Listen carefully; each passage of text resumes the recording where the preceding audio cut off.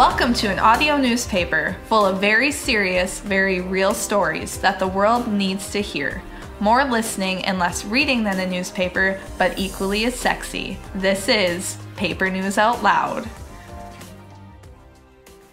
Hello and good evening. I'm your host, Diane Weathersby. Hello and good morning. I'm your co-host, Florence.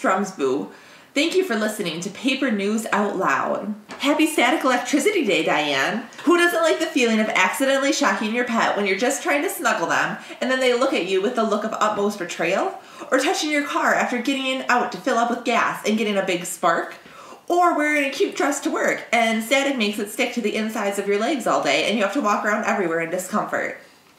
How are you celebrating, Diane? I have been walking around with a balloon all day and rubbing it on my head, on my hair, and then making it stand up and showing everyone and laughing like I just invented the coolest thing and everyone loves it. It's a great thing. Diane invented static electricity, boys and girls. All right, so well, you're probably wondering how I'll be celebrating because I didn't wait for you to ask. Oh yeah, Florence, how are you celebrating static electricity? Yeah, it's too late now. Well, I will be wearing a hazmat suit made entirely out of rubber because I hate getting shocked. I have a surprise for you. Full body latex suit. Drags sock-covered feet across the carpet. Anyway, so as most of you know, 2017 is all sealed up and done and over with, and if you forgot what happened, you can listen to episode 9 and listen to our very thorough and incredibly accurate description of the most important things that happened last year. So out with the old and in with the new is what I always say. Why dwell in the past? Let's look forward to 2018 and speculate wildly on everything we think should happen this year. And then through sheer force of hope and willpower, I will bring these events into being. Diane alone will make them happen. Ha ha ha ha. Anyway, so one thing that I think 2018 should bring is that we should elect a female president this year of the United States. We tried this one for a couple years, and I think that's been enough of that. And I know it's like not a presidential election year, and it's just, you know, midterms and all that stuff. But I mean, it's never too soon to start looking. Start browsing your local politicians to see if they're president material. Yes, encourage them forward. Also, I think we should actually bring dinosaurs back, but make sure they don't want to kill people. Remove that gene, and then they're actually 1/20th of the size of actual dinosaurs, or like whatever fraction makes them good for domestication. I'm not sure. I didn't run the specs on the dinosaurs. And then also in that same vein, I think we need to invent actual dragons that are also perhaps, I don't know, 1/20th of the size of a typical dragon, and then also without the murder impulses. That is very important, to remove the murder impulses and domesticate them. So are the dragons and dinosaurs more cat-sized or more dog-sized? Or like large dog versus small dog? You know what I'm saying? I think it'd be cool to have a variety. Yep. So have but some cats and dogs. Yeah, so you can have a house dinosaur and a house dragon, but then you can also have like a horse-sized one that maybe can fly you around. Yeah. I think that would help too with reducing greenhouse gas emissions, because the dragons wouldn't emit those either, I don't think. Probably not. We can remove They that. might emit carbon monoxide with their dragon farts, though. Dragon farts. And then they can roast hot dogs and stuff and start campfires. You don't have to use lighter fluid. I think it'd be a good thing for everyone, ever. I was just about to bring up the benefits of bonfires starting just from having a pet dragon alone. Yeah, I mean, it would save just insane amounts on lighters, for one, just to start with, and they'd make everyone happy.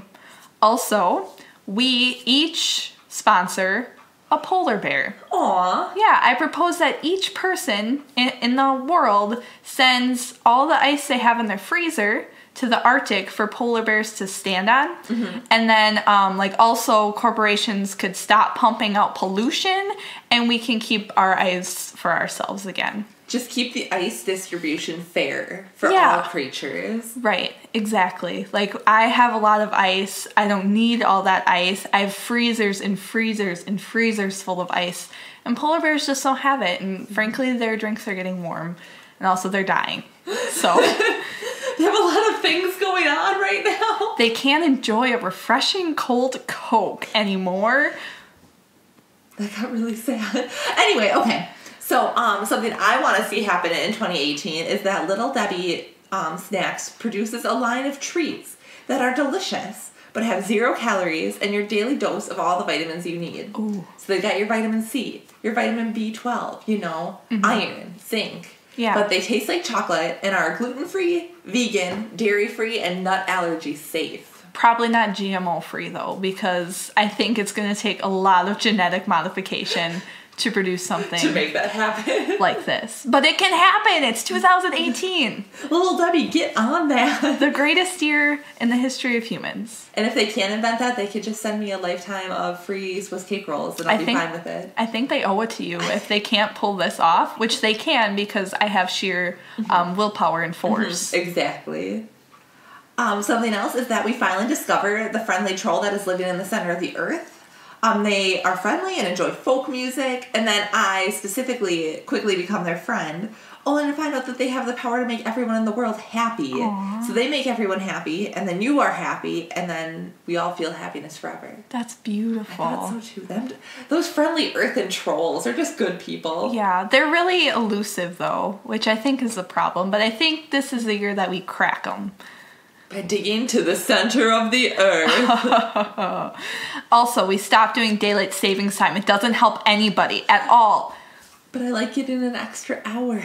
But it messes up your sleep schedule, and there's studies, and there's no point anymore, and it needs to end. And this is the year that we stop daylight savings time.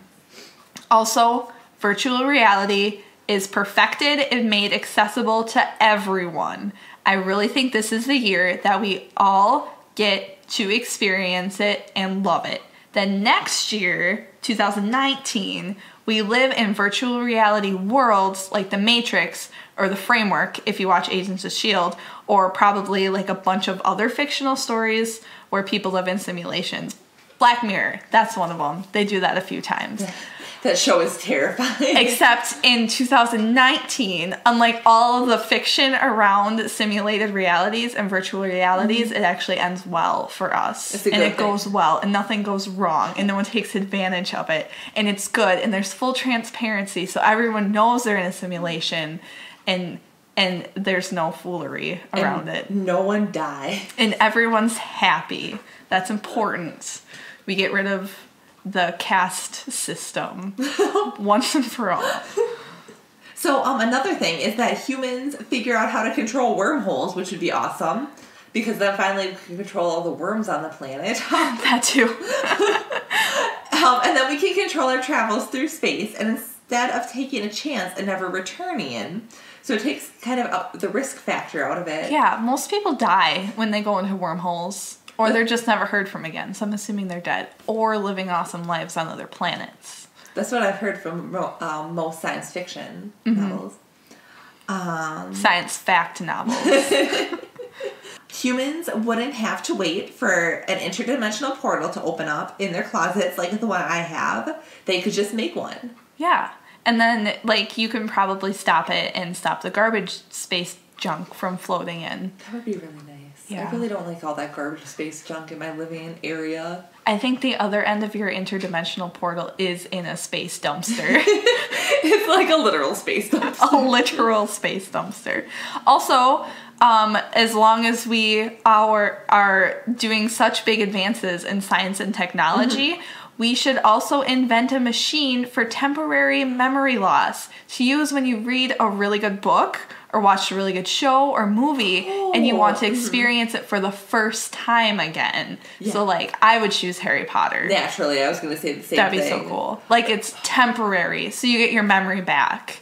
Because there's some very bad, I've learned in the psychology course that erasing memories is not, it wouldn't work. It might sound good, but it's actually bad, so temporary.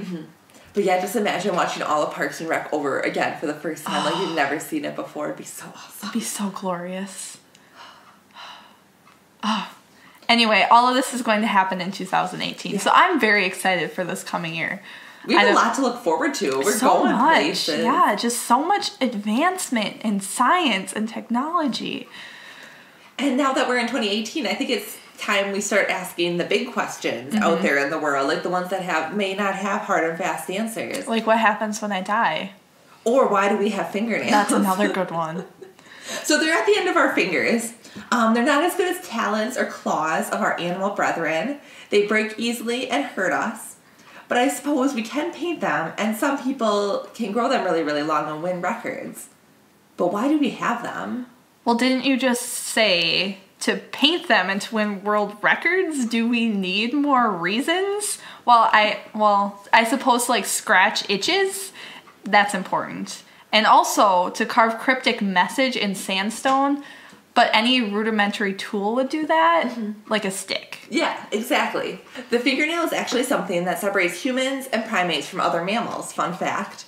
While they are nifty to decorate by painting them your favorite color or by painstakingly writing your biography on them using only a ballpoint pen, at the end of the day, they're just essentially flattened forms of claws we see on other mammals like Maggie the cat. Mm-hmm.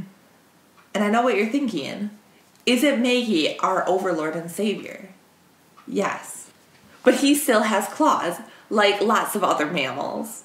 His are just imbued with more magic than an everyday house cat's. He can also change the colors of his claws at will. And they also smell like dandelions and happiness. All the time. Just all the time. Even in the dead of winter, dandelions.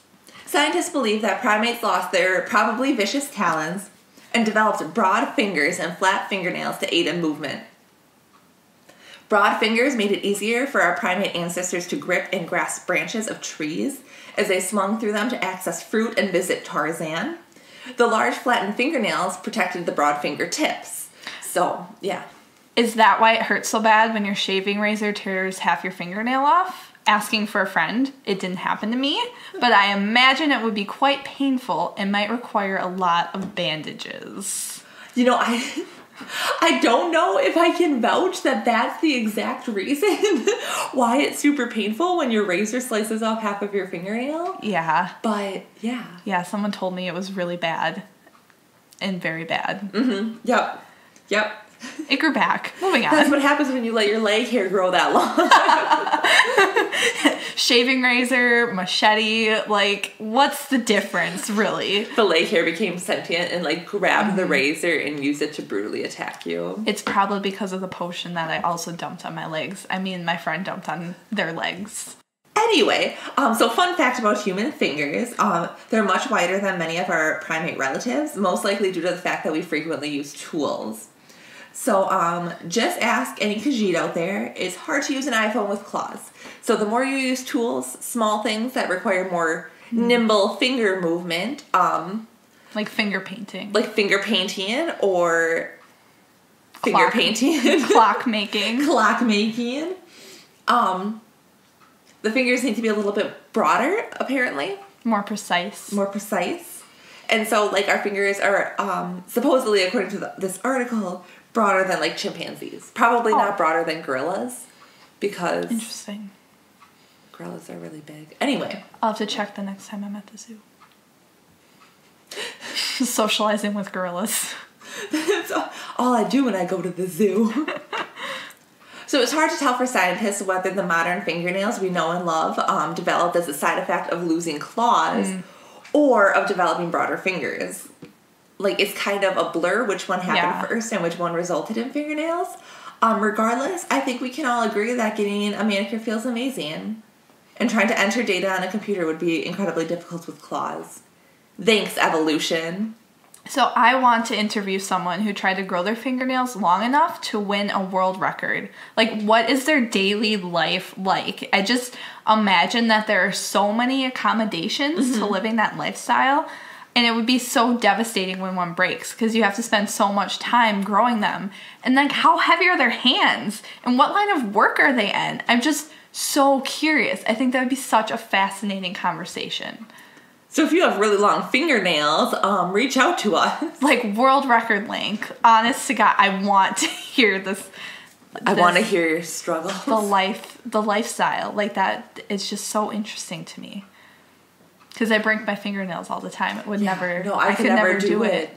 I don't even like when they get kind of long because I just get annoyed by them. Mm-hmm. Basic clicking. It's fascinating. Oh, fingernails are amazing. Thanks, 2018, for this knowledge. Moving on. So something that you can do with fingers is cook. You can do it without fingers, too. That's not a requirement. Yeah. But today in a new segment, Diane and I will take to the kitchen while we teach you a new and exciting recipe that you can try in your own home. You mean like cooking with, like using our fingers, not cooking fingers? We're not cooking fingers. Oh, no fingers will be cooked unless... Yeah, no. There's no situation there's no where unless. Since this is our first segment, we're going to start small with a basic omelet, spiced up with a few extra ingredients. This is a great simple recipe that you can make for your sweetheart or for that friendly house troll that lives beneath your staircase. Do you think that the house troll is related to the trolls living in the middle of the earth? Possibly. I don't really know how troll genealogy works. We should ask them. Yeah. Maybe over a delicious, tasty omelet. So, we have to learn how to make this omelet. So, let's get started. So, most of us have a standard kitchen. Some of you may be working on this recipe in some sort of space station. So, just remember, the lack of gravity may affect how your eggs cook. But anyway, I like to start by getting out all of my ingredients. So, what we're going to need is 2 eggs, 2 tablespoons of water, an 1/8 teaspoon of salt, a dash, not Dasher the reindeer, that's from 2 episodes ago, of pepper, 1 teaspoon butter, and 1/3 to 1/2 cup of filling. We'll get to those filling tips later. Tantalizing. Okay, so it starts out easy. The first step is you'll just want to beat the eggs, water, salt, and pepper in a bowl until blended. I would recommend using a fork or a whisk for this. If you try to use a carton of milk or your broom, it may not turn out the best, and the quality of your eggs may be compromised. And they might be everywhere. That you don't and want on them your to broom. be. In the walls. Okay, so step number 2 is you'll melt butter in a nonstick pan over medium-high heat. Pour in the egg mixture. And that's the end of step number 2. Wow, what an easy breezy, beautiful step. Number 3, since you are a human, it is bad for you to eat raw eggs. You'll want to push cooked portions to the edges, from the edges towards the center, so that all the eggs get to share the space in the pan, even the uncooked eggs. Make sure all them eggs get cooked up good. And lastly, when no visible raw egg remains, add the filling to one side of the omelet. Fold that bad boy in half and hug all the ingredients with that delicious eggy outside. Let it get all nice and melty.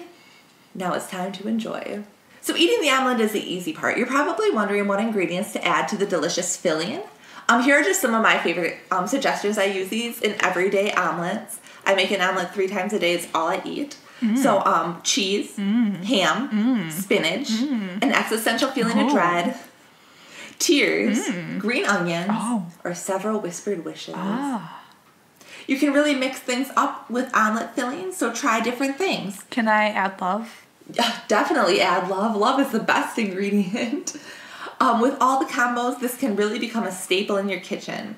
If you use this recipe to make an omelet, send us pictures, but only of the empty plate. We need to know that it was tasty and that you can actually eat the whole thing without throwing up. That's important. The best place to enjoy an omelet, though, I hear, is laying outside in the hammock, gazing up into the infinite and vast space. Yes, in the middle of the night, which is the best time to eat omelets. And also stare up into the sky. Oh, yes. You know, in another life, I would have been an astronomer. I would explore the cosmos through mathematical models and fascinating equations. Maybe I would have been a general in a space battle. Or perhaps I would be an ambassador for peace between Earth and distant worlds. But in this life, I get an even better opportunity to inform the public of cosmic occurrences and how they impact you. This week, in Adventures in Astronomy, we're going to learn about the disastrous effects Jupiter can have on your mood. So every once in a while, Jupiter forgets to think and therefore ceases to exist. It's a random occurrence.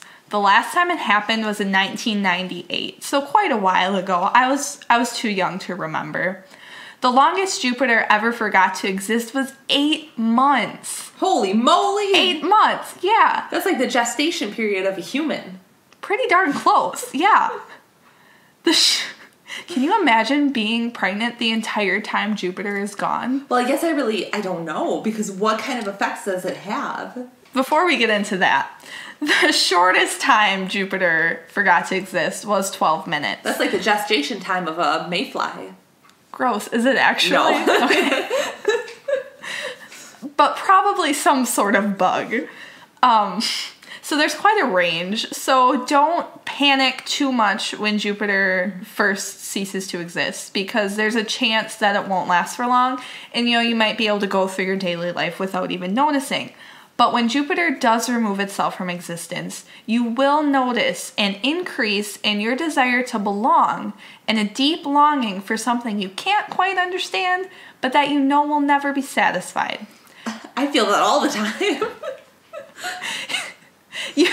Because of this, you may find yourself joining clubs and organizations at this time, and you should let it happen. At home, when you are alone, you may cry silent tears into your pillow. This is normal and will ease once Jupiter returns, though you will never forget the profound realizations you had during this time. To get through this dismal time, remember to take care of yourself. This works too, Florence, for those everyday feelings of existential dread. This will help ease those too, even if Jupiter isn't at play. So for short disappearances, you might just need a hot beverage and a quick nap to feel better. If it only disappears for 20 minutes, take a power nap just to get through it. For those long disappearances, try talking to a friend, because they are probably going through the same thing, because they're also a human being living on Earth, probably, and Jupiter disappeared for them also, not just for you.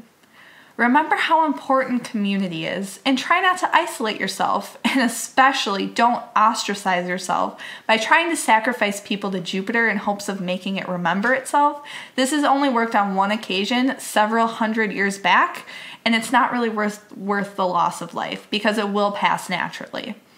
NASA is actually devoting time to setting up large billboards on Jupiter's many moons. They say, "You have mass, so you matter." And they're hoping that this helps prevent disappearances. They also transmit brain teasers and paradoxes to keep Jupiter thinking and on its toes. That's good thinking on their part. Yeah, they have faced a lot of opposition because, like watching a sad movie, Jupiter's disappearance can sometimes be a cathartic release. And there's actually a spike in volunteering at animal shelters immediately following the disappearance. Wow. I think it's the feeling of trying to belong or wanting to belong, and maybe trying to help someone when you're sad. So they, reach out to animals. Overall, the disappearance hits some harder than others. So I think it's actually best to avoid it altogether. So personally, I support NASA's efforts to keep Jupiter existing. So is there any place you can go to avoid the effects of Jupiter? Unfortunately, no, because Jupiter is all-encompassing, and because of its large mass, it has such a great impact on Earth that even a bunker 40 feet underground, steel, concrete insulated, it's not going to stop Jupiter's effect or lack thereof because it's gone. Jupiter keeps everything in balance when it's here. Oh, gotcha. And that's why its disappearance really affects everyone so profoundly. You know what they say, awareness is key. So it's good that we know this information. Yeah, because then you know how to combat it. One other thing that happens that I want to talk about today is that sometimes the Milky Way reverses its rotation. This actually is very predictable. It happens every 50 years. It just completely stops on a dime and starts spinning the other way. This actually has no effect on humans whatsoever. So why did I include it? Because not everything is about you. Florence, not everything is about you. This actually profoundly affects salmon. Salmon basically hold their entire ecosystem together, largely by being food at all stages of the food chain. They are also incredibly resilient and determined little beings, something we can all learn. In years that the Milky Way reverses, salmon get a reprieve from their utterly depressing existence. I watched a documentary on salmon. So sad. Literally at every turn. Death, yes. They find their route upstream unimpeded by hungry bear or birds when the Milky Way reverses its rotation. The streams are more gentle and the rains are perfectly timed. This leads to record amounts of salmon eggs being laid and surviving until adulthood. This huge salmon boom helps sustain the population until the next reversal about 50 years later. In a way, this benefits humans because there are more salmon to eat. But again, this isn't about you. It's about the salmon. It's always been about the salmon. They're such wonderful creatures. And if I could cast a Patronus, my Patronus would be a salmon. Beautiful. Just beautiful. Flop around in the Dementor's face. Smack them like a cold fish. Smack them real good. Now here is a segment that is actually about you. Because it's about your complaints. Yes. And troubles. We received this letter when Florence was making a smoothie and turned it on but forgot to put the lid on, so the smoothie exploded, and then the smoothie on the ceiling spelled out this letter to us. It read, "Dear Florence and Diane, I've been told all my adult life to get a job and stop freeloading, and you don't even do chores, and please don't eat that. It's just good smelling soap. I finally decided that maybe in my 84th year, beings in my dimensions live to be about 175, I would finally get a job. I heard that the internet is a great way to do this. Do you have any recommendations for how this seemingly impossible feat can be accomplished? Love." Wow. Oh my gosh. So soon. Jobless in Jakku. Well, Jobless in Jakku, that sounds like quite a good idea. I don't know what kind of jobs are available in your world. Perhaps scavenging? Anyway, I am familiar with the internet, and I'm sure the basic principles of job searching in our world also apply to your world. We reached out to WikiHow to help us help you. First things first, establish an internet presence. You can start by creating a LinkedIn profile or whatever the equivalent is where you are. I don't know, spaced in? I don't know what it's like there. Fill in everything and make sure it is professional. You want to be taken seriously as a candidate. This is your first time presenting yourself and you are a clean slate. Yes. So do a quick search of your full name, like Google or, again, whatever you have. If anything negative comes up, you need to remove and bury those results. So actually physically print out the search results and put them in a steel box and bury them out in the desert. Now, any employer that wants to find the bad stuff about you will have to be really committed to go find those bad things in the desert, in a steel box, that you should lock and throw away the key. Just symbolically toss it into a cannon. Oh, that's a good one. Canyon. Or a cannon and shoot it into a canyon. Because you don't want to get too close to the canyon because you'll fall in. There we go. Not only is the internet forever, but so are people's memories. So you need to erase the memories of all the people you've wronged. Try not to abuse this one. If you have small transgressions against people, maybe try apologizing first and show that you've changed. If your past transgressions are impossible to forgive, then you'll have to erase their memories. Try to be specific and only erase memories that pertain to you, but if you botch the job and things break bad, then you may have to erase them too. I would never condone murder, but the job market is competitive and only the most dedicated make it out alive. After you're done with all that nonsense, you'll have to manage your social media. Make it all private. Unless you're applying for a partying agency,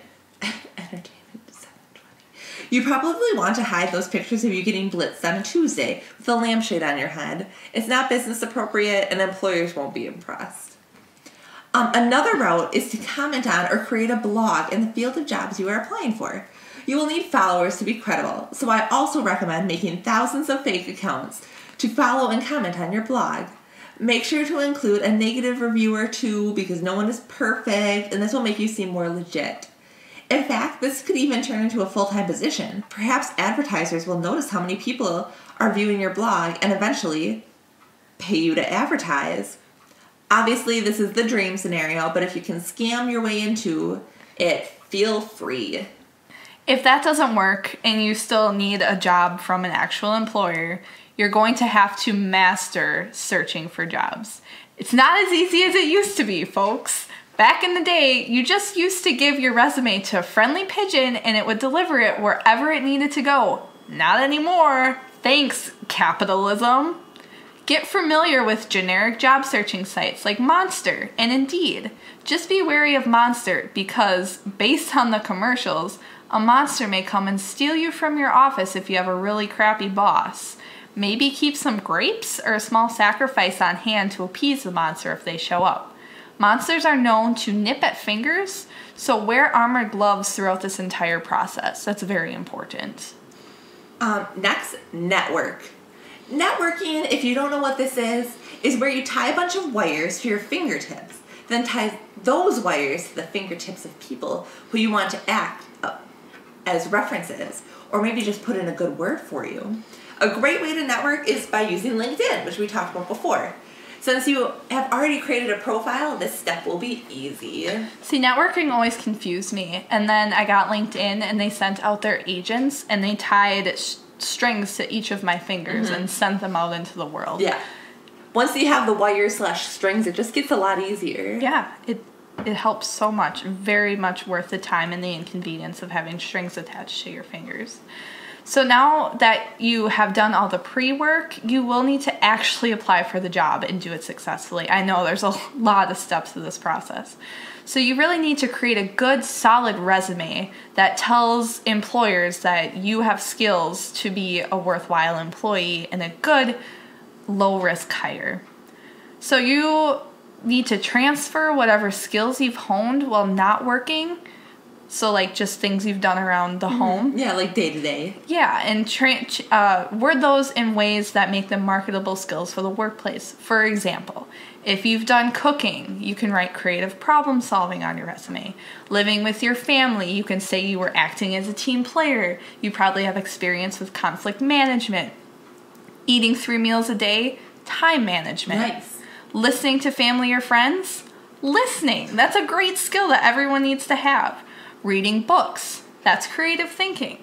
If you've completed video games, that covers like everything basically. That you've got problem solving, team building, collaboration, all kinds of things come with video games. Hand-eye coordination, creative thinking. So next you'll have to create a good cover letter. Huh. What is a good cover letter? No, we are asking you. If you know, please comment below. We need help. Maybe try Googling it. Help. Seriously. Please help. What is a good cover letter? I don't understand. Obviously, I don't know. So the WikiHow tells you to apply only if you're qualified. That was the WikiHow. Now, here's Diane. Absolutely apply for jobs you aren't completely qualified for. I mean, at least be in the realm of qualifications, but companies will often post with requirements for their ideal candidate. So basically the extreme, extra perfect, no training required candidate that they want.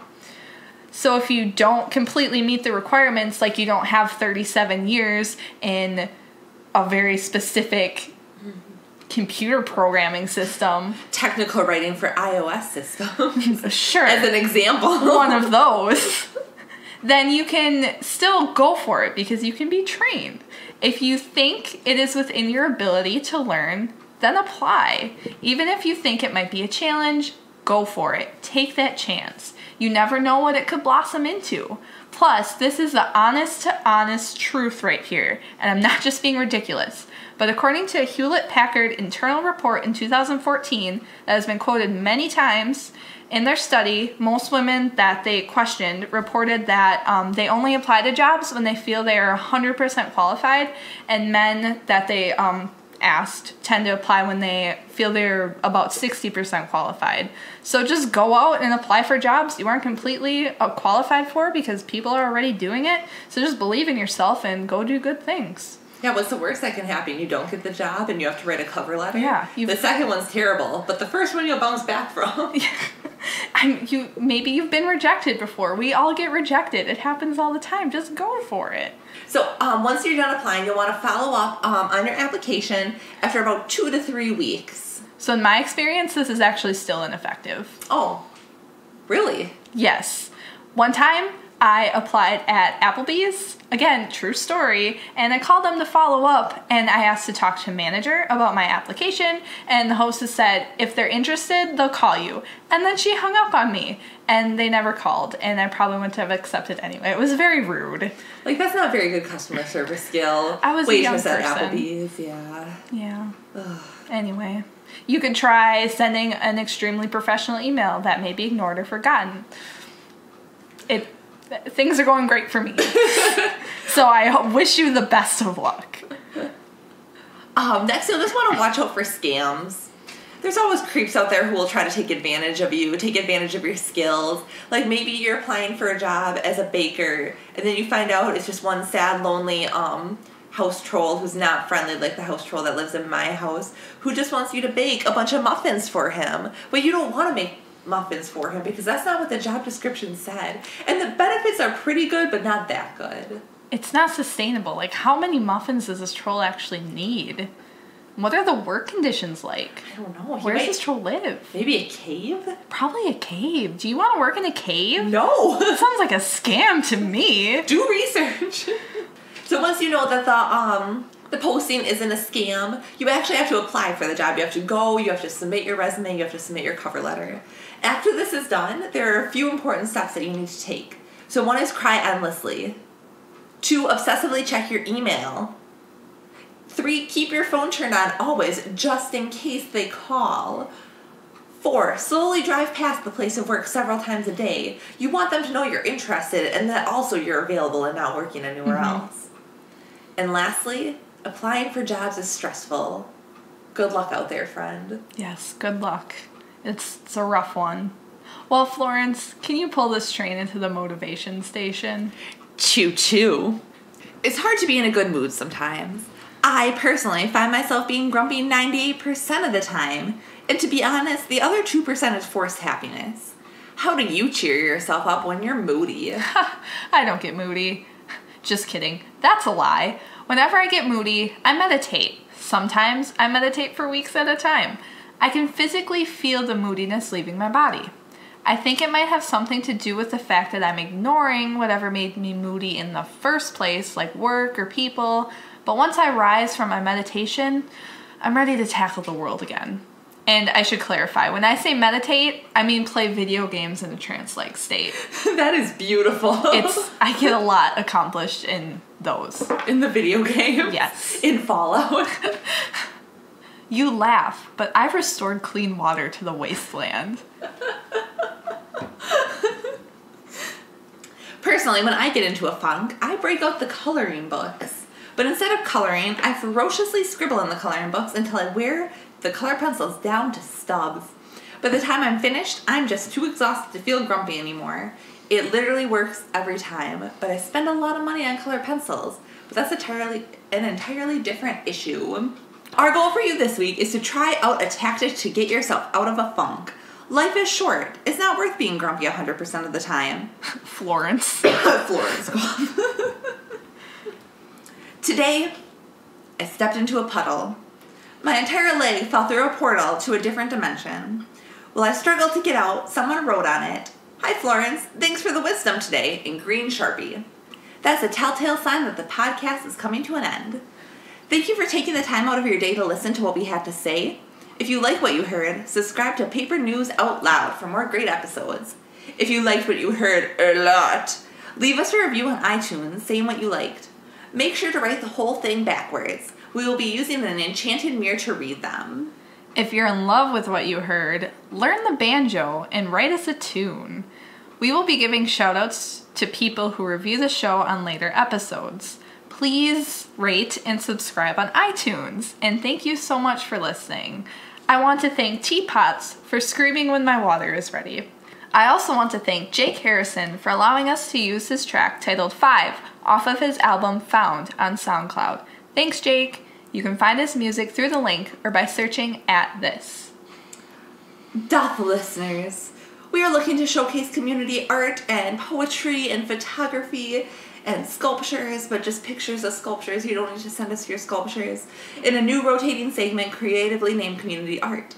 You can submit poems or visual art to us through email at alternaterealityproductions@gmail.com, or you can just email us to say hi or let us know what you like about the show, if anything. You can also tweet us at realityoutloud. You should come up with a hashtag. Come up with a hashtag and share with your friends. Come up with a hashtag for us. Please. We need a social media manager. The pay is nothing and the rewards are nothing. Friendship. Adoration. Anyway, we hope you learned a thing and made a laugh.